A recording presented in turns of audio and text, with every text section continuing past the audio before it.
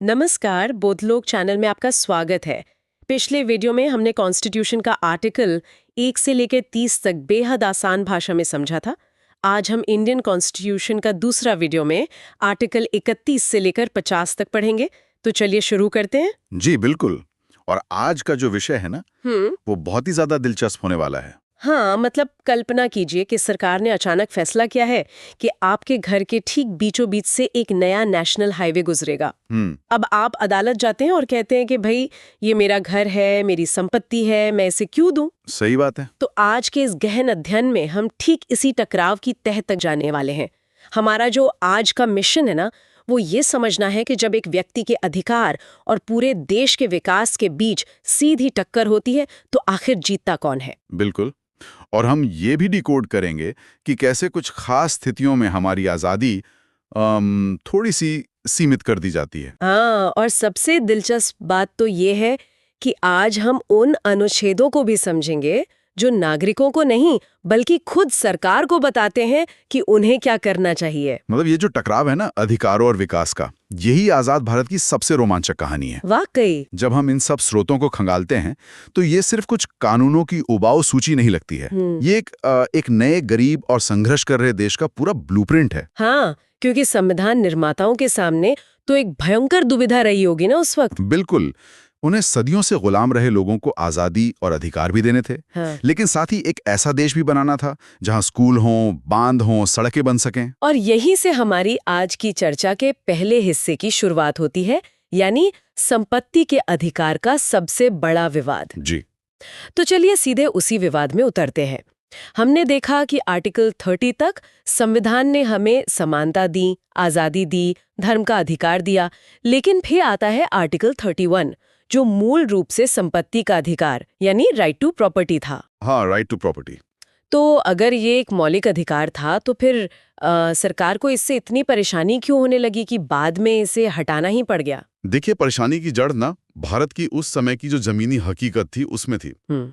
1947 के भारत में जमीन का बंटवारा बेहद असमान था। कुछ गिने चुने जो बड़े जमींदार थे ना, उनके पास हजारों एकड़ जमीनें थी और लाखों बेचारे किसान भूमिहीन थे। बिल्कुल। अब आजादी के तुरंत बाद देश को ढांचागत विकास की सख्त जरूरत थी। सरकार को कृषि सुधार करने थे, रेलवे ट्रैक बिछाने थे, भाखड़ा नांगल के से बड़े बड़े बांध बनाने थे। तो जमीन तो चाहिए ही होगी। वही तो। लेकिन जैसे ही सरकार जनहित के लिए जमीन का अधिग्रहण करने जाती, ये बड़े जमींदार सीधे सुप्रीम कोर्ट पहुंच जाते थे। अच्छा। हाँ, और उनका तर्क होता था कि आर्टिकल 31 के तहत संपत्ति रखना हमारा मौलिक अधिकार है और राज्य इसे नहीं छीन सकता। रुकिए, लेकिन अगर सरकार सिर्फ विकास के नाम पर किसी का भी मौलिक अधिकार खत्म कर दे तो ये तो एक बहुत खतरनाक मिसाल है ना। बिल्कुल खतरनाक है। मतलब क्या ये एक ढलान जैसी स्थिति नहीं है कि जहां आज संपत्ति का अधिकार छीना गया और कल कोई और अधिकार छीन लिया जाएगा? ये डर उस समय भी बहुत लोगों को था और काफी जायज डर था। लेकिन नीति निर्माताओं का जो तर्क था वो ये था कि अगर मुट्ठी भर लोगों के संपत्ति के अधिकार को हम पूरी तरह से बचा कर रखेंगे तो उन करोड़ों लोगों का क्या होगा जिनके जीवन को बेहतर बनाने के लिए ये ढांचागत विकास बहुत जरूरी है। हाँ, मतलब वो विकास तो कभी हो ही नहीं पाएगा। बिल्कुल। तो इस गतिरोध को तोड़ने के लिए संविधान में कई संशोधन किए गए और इसी प्रक्रिया में एक बहुत ही विवादास्पद व्यवस्था का जन्म हुआ जिसे हमारे स्रोतों में 9वीं अनुसूची या 9th शेड्यूल कहा गया है। हाँ, मैंने भी नोट्स में देखा कि इस 9वीं अनुसूची को संवैधानिक कूड़ेदान यानी कॉन्स्टिट्यूशनल डस्टबिन जैसी अजीब सी संज्ञा दी गई है। मतलब ये व्यवस्था असल में काम कैसे करती थी? इसके काम करने का तरीका बहुत सीधा था लेकिन बहुत ताकतवर। पहले संशोधन के जरिए ये अनुसूची बनाई गई थी।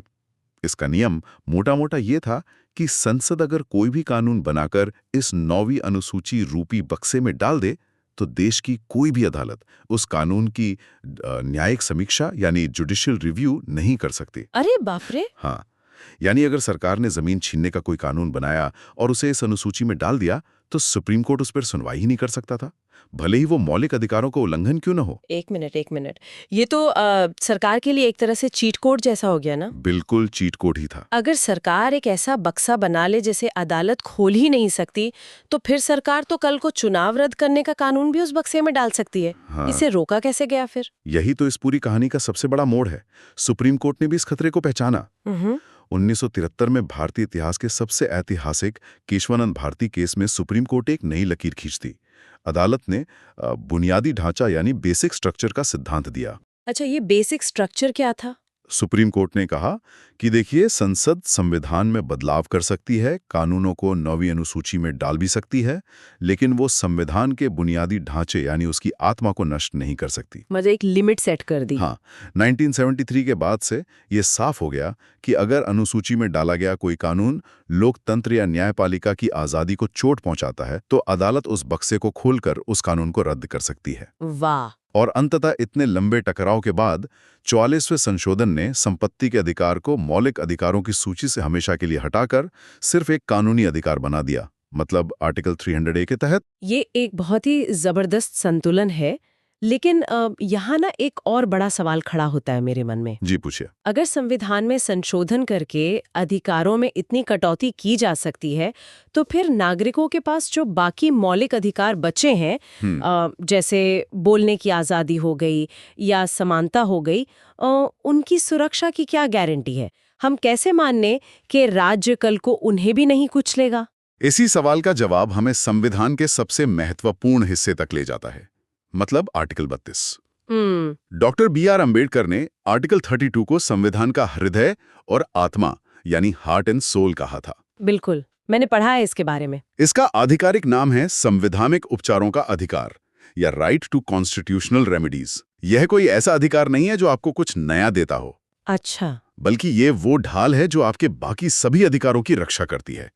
अगर राज्य आपका कोई भी मौलिक अधिकार छीनता है, तो आप सीधे देश की सर्वोच्च अदालत यानी सुप्रीम कोर्ट का दरवाजा खटखटा सकते हैं। अगर मैं इसे एक आम जिंदगी के उदाहरण से जोड़ूं, तो ये मौलिक अधिकार होना ना एक बहुत ही महंगे और हाईटेक स्मार्टफोन को खरीदने जैसा है। दिलचस्प है, बताइए। मतलब उसमें शानदार कैमरा है, बेहतरीन प्रोसेसर है, सब कुछ है, लेकिन अगर अगले दिन उसकी स्क्रीन काम करना बंद कर दे और आपके पास कोई गारंटी या वारंटी ना हो, तो वो महंगा फोन सिर्फ प्लास्टिक का एक डिब्बा रह जाता है ना। बिल्कुल सही कहा। तो आर्टिकल 32 असल में उस स्मार्टफोन का वारंटी कार्ड है। ये सुनिश्चित करता है कि अगर सिस्टम फेल हो तो उसे ठीक करने वाली एक अथॉरिटी वहां पर मौजूद है। ये वारंटी कार्ड वाली तुलना ना इसके काम करने के तरीके को एकदम सटीक रूप से दर्शाती है। शुक्रिया। और सुप्रीम कोर्ट इस वारंटी को लागू करने के लिए कुछ विशेष आदेश जारी करता है, जिन्हें कानूनी भाषा में रिट यानी रिट्स कहा जाता है। हाँ, मैंने स्रोतों में बंदी प्रत्यक्षीकरण यानी हेबियस कॉर्पस और परमादेश, जिसे मैंडामस कहते हैं, ऐसे भारी भरकम लैटिन शब्दों का जिक्र देखा था। एक आम नागरिक के लिए जमीन पर इनका क्या मतलब है? मतलब ये काम कैसे करते हैं? चलिए इन्हें थोड़ा जमीन पर उतारते हैं सरल भाषा में। बंदी प्रत्यक्षीकरण या हेबियस कॉर्पस का शाब्दिक अर्थ है शरीर को प्रस्तुत करो। अब मान लीजिए कि पुलिस किसी व्यक्ति को रात के अंधेरे में उठा ले जाती है और कोई रिकॉर्ड नहीं दिखाती। परिवार वाले परेशान हैं कि इंसान गया कहाँ। हाँ, ये तो फिल्मों में भी बहुत दिखाते हैं। बिल्कुल। तो ऐसे में सुप्रीम कोर्ट ये रिट जारी करके राज्य को मजबूर करता है कि उस व्यक्ति को तुरंत अदालत के सामने शारीरिक रूप से पेश किया जाए और उसकी गिरफ्तारी का कानूनी कारण बताया जाए। मतलब वो उसे गायब नहीं कर सकते। एकदम सही। ये गुप्त और अवैध गिरफ्तारियों के खिलाफ एक आम आदमी का सबसे बड़ा हथियार है। और परमादेश या मैंडामस क्या होता है? परमादेश तब काम आता है जब कोई सरकारी अधिकारी या संस्था अपनी कानूनी जिम्मेदारी निभाने से ही मना कर दे।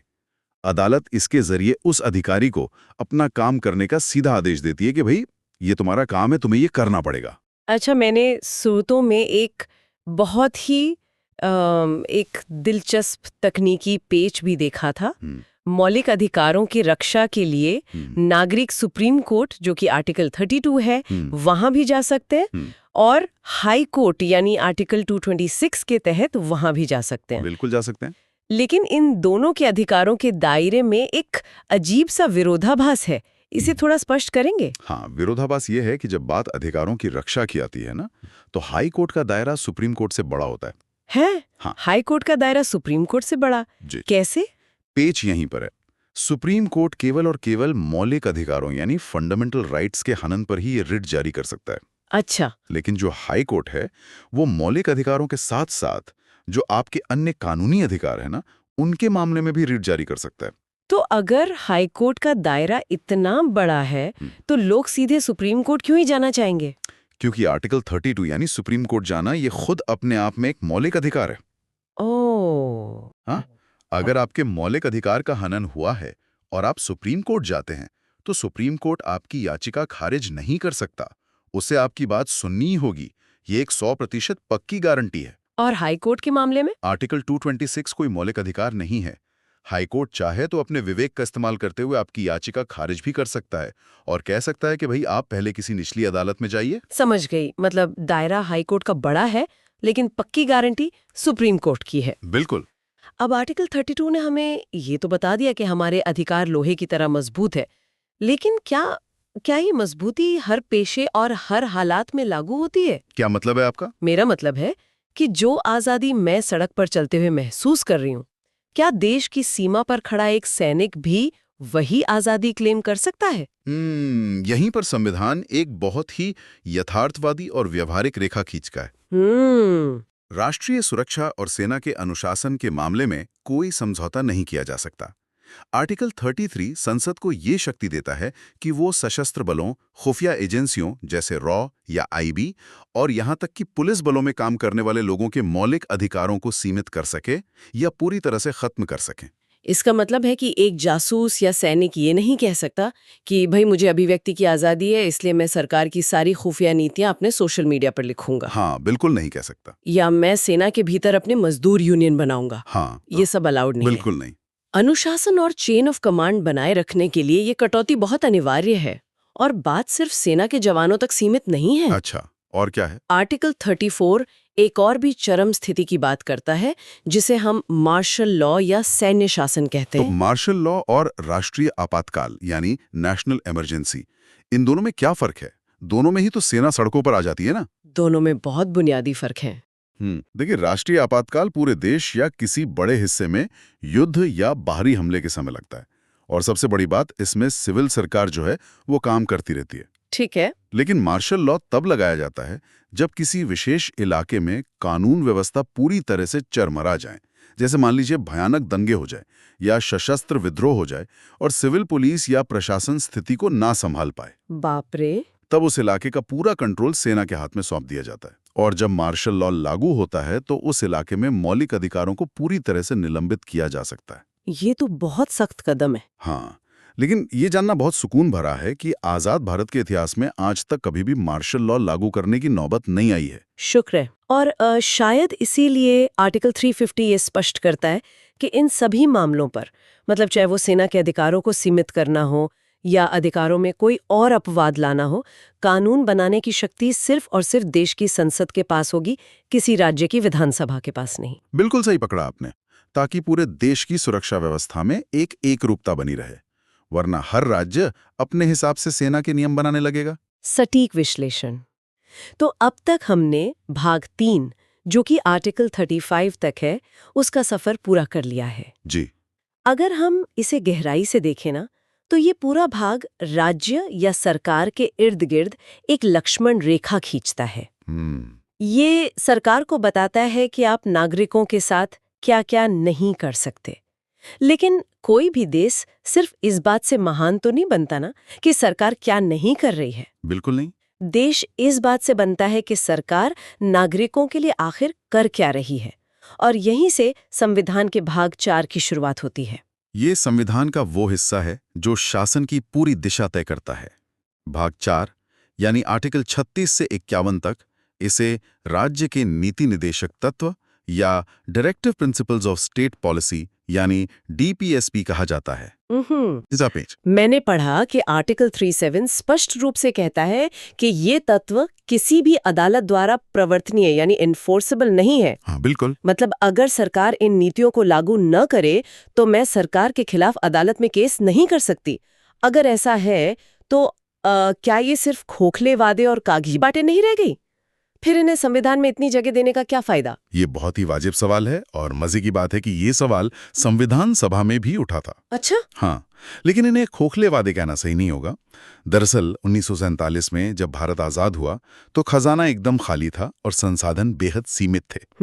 हालात खराब थे। सोचिए, अगर उस समय सभी के लिए रोजगार या मुफ्त स्वास्थ्य सेवा को मौलिक अधिकार बना दिया जाता तो करोड़ों लोग अगले ही दिन अदालत पहुंच जाते कि भाई हमें नौकरी दो, हमें इलाज दो। हाँ, और सरकार के पास तो कुछ था ही नहीं देने को।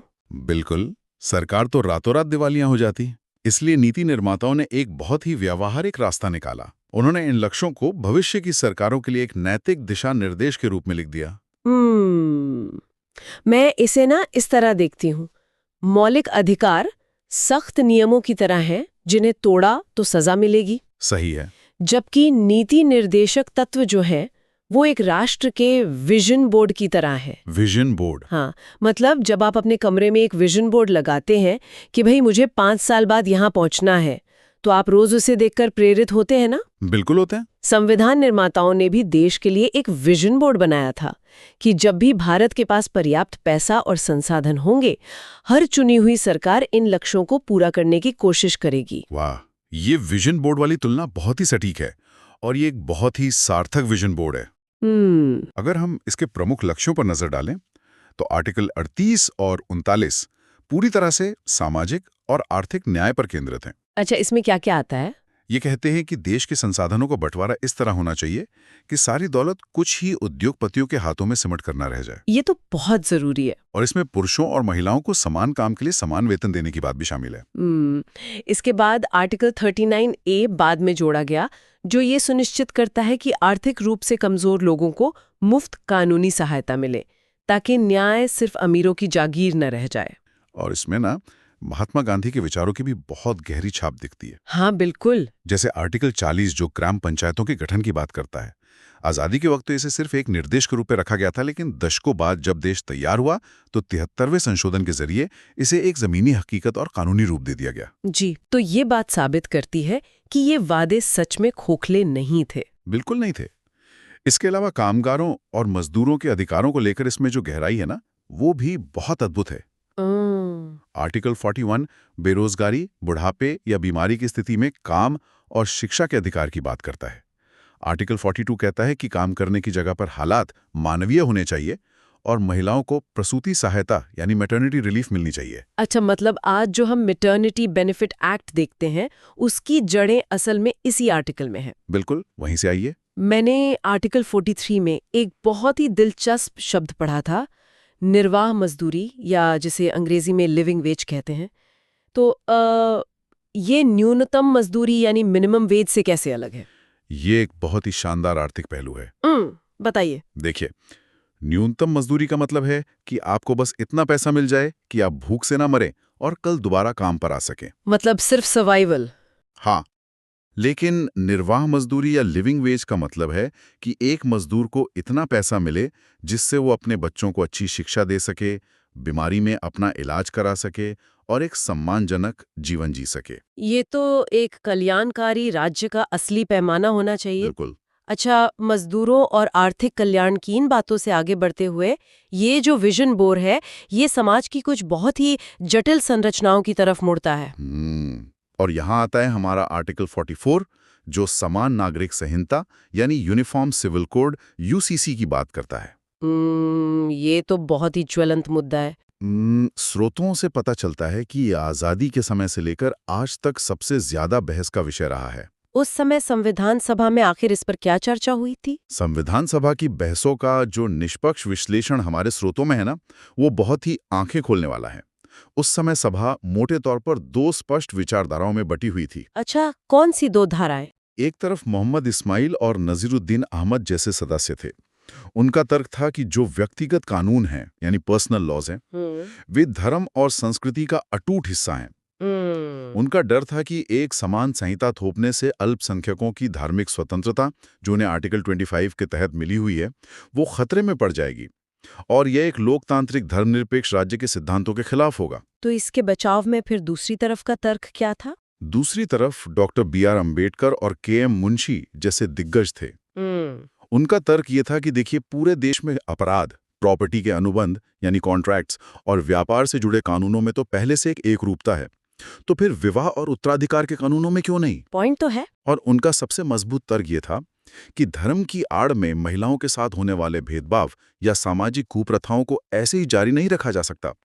एक आधुनिक समाज में सामाजिक सुधार के लिए कुछ धर्मनिरपेक्ष गतिविधियों को नियंत्रित करना जरूरी है। मतलब अंबेडकर जी का मानना था कि देश की एकता के लिए यूसीसी आवश्यक है। जी हाँ, लेकिन उस समय के भारी विरोध और समाज की स्थिति को देखते हुए इसे तत्काल लागू करने के बजाय एक नीति निर्देशक तत्व के रूप में छोड़ दिया गया। भविष्य की सरकारों के लिए। बिल्कुल, ताकि जब समाज मानसिक रूप से तैयार हो तब इस पर आम सहमति बनाई जा सके। ये दिखाता है कि संविधान सिर्फ कानून की कोई नीरस किताब नहीं है, बल्कि समाज के मनोविज्ञान को समझने वाला एक जीवंत दस्तावेज है। एकदम सही कहा आपने। अगर हम बाकी अनुच्छेदों को थोड़ा तेजी से समेटें तो आर्टिकल 45 बच्चों की शिक्षा की बात करता था, जिसे बाद में आर्टिकल 21A के तहत मौलिक अधिकार ही बना दिया गया। जी। आर्टिकल 46 कमजोर वर्गों यानी SC और ST के कल्याण की दिशा तय करता है और आर्टिकल 47 जन स्वास्थ्य और पोषण की बात करता है, जिसके तहत शराब या नशीले पदार्थों पर रोक लगाने का निर्देश दिया गया है। इसके साथ ही आर्टिकल 48 और 48A राज्य को ये निर्देश देते हैं कि कृषि को वैज्ञानिक ढंग से किया जाए और पर्यावरण, जंगलों और वन्य जीवों की रक्षा की जाए। और आर्टिकल 49 ये सुनिश्चित करता है कि देश की जो ऐतिहासिक इमारतें हैं और स्मारक हैं, उनका संरक्षण करना भी राज्य की जिम्मेदारी होगी। इन सब के बीच जो आर्टिकल मुझे सबसे ज्यादा शक्तिशाली और एक मजबूत लोकतंत्र के लिए सबसे ज्यादा अहम लगता है ना, वो है आर्टिकल 50। अच्छा, वो कैसे? ये कार्यपालिका यानी एग्जीक्यूटिव को न्यायपालिका यानी जुडिशरी से अलग करने की बात करता है। मैं इसे इस तरह देखती हूँ कि अगर न्यायपालिका स्वतंत्र ही नहीं है तो हम इस चर्चा की शुरुआत में जिस आर्टिकल 32 को संविधान की आत्मा कह रहे थे, वो तो पूरी तरह से मर जाएगी। वाकई आप एकदम सही तंत्र या मैकेनिज्म को पकड़ रही हैं। कार्यपालिका यानी सरकार और न्यायपालिका यानी अदालत। अब सोचिए, अगर जजों की नियुक्ति, उनका वेतन या उनका ट्रांसफर सीधे तौर पर सरकार के नियंत्रण में आ जाए, तो क्या कोई जज सरकार की गलत नीतियों या निरंकुशता के खिलाफ फैसला सुनाने की हिम्मत कर पाएगा? बिल्कुल नहीं कर पाएगा, उसे तो अपनी नौकरी की चिंता होगी। बिल्कुल। एक आम नागरिक के मौलिक अधिकारों का हनन ज्यादातर मामलों में खुद राज्य या उसकी मशीनरी जैसे पुलिस द्वारा ही होता है। हाँ। ऐसे में न्याय तभी मिलेगा जब इंसाफ करने वाली जो कुर्सी है वो पूरी तरह से आजाद हो। आर्टिकल 50 इसी आजादी की संस्थागत नींव रखता है। ये सब आपस में कितनी गहराई से गुंथा हुआ है ना। तो अगर हम आज के इस पूरे सफर को एक फ्रेम में देखें तो हमने शुरुआत की थी आर्टिकल 31 के टकराव से, जहां देश के विकास के लिए संपत्ति के अधिकार को संवैधानिक कूड़ेदान के विवादों से गुजरते हुए हटना पड़ा। जी बिल्कुल। फिर हमने आर्टिकल 32 के वारंटी कार्ड के जरिए अपने अधिकारों की सुरक्षा सुनिश्चित की और रिट्स की ताकत को समझा। उसके बाद हमने देखा कि कैसे आर्टिकल 33 से 35 देश की सुरक्षा और सैन्य अनुशासन के लिए अधिकारों पर एक तार्किक ब्रेक लगाते हैं। एकदम सही। और अंत में हमने 36 से 50 तक राज्य के कर्तव्यों का वो विशाल विजन बोर्ड देखा जो एक आदर्श और कल्याणकारी देश का सपना बुनता है। और जानते हैं, ये सारी जानकारी सिर्फ राजनीति विज्ञान के छात्रों या वकीलों के लिए नहीं है। हर नागरिक के लिए जानना उसकी सबसे बड़ी ताकत है। जब आपको पता होता है ना कि सरकार की ताकत की सीमाएं आखिर कहाँ खत्म होती हैं और देश के प्रति उसकी नैतिक और संवैधानिक जिम्मेदारियां कहाँ से शुरू होती हैं, तब आप सिर्फ एक निवासी नहीं बल्कि एक जागरूक नागरिक बनते हैं। बहुत खूब। लोकतंत्र तभी काम करता है जब लोग अपने अधिकारों के साथ साथ इस पूरे सिस्टम की कार्यप्रणाली को भी अच्छे से समझते हों। बहुत ही गहरी बात है ये। और इसी के साथ हम आज एक बहुत ही विचारणीय सवाल आप सबके लिए छोड़कर जा रहे हैं। जी। हमने बात की कि भाग 4 में दिए गए नीति निर्देशक तत्व अदालतों के जरिए जबरदस्ती लागू नहीं करवाए जा सकते। तो क्या वे सच में महज कागजी वादे हैं, या फिर अगर गहराई से सोचें तो क्या ये वही असली और सबसे बड़ी कसौटियां नहीं है जिन पर मतदान के दिन हर चुनी हुई सरकार के नैतिक मूल्य, उसके विजन और उसके कामकाज को परखा जाना चाहिए? बहुत ही उम्दा सवाल है। क्या हम वोट देते समय सरकार से ये नहीं पूछ सकते कि आपने हमारे उस विजन बोर्ड के लिए आखिर किया क्या? इस सवाल पर आप लोग जरूर विचार कीजिएगा। इस गहन चर्चा में हमारे साथ जुड़ने के लिए बहुत बहुत धन्यवाद।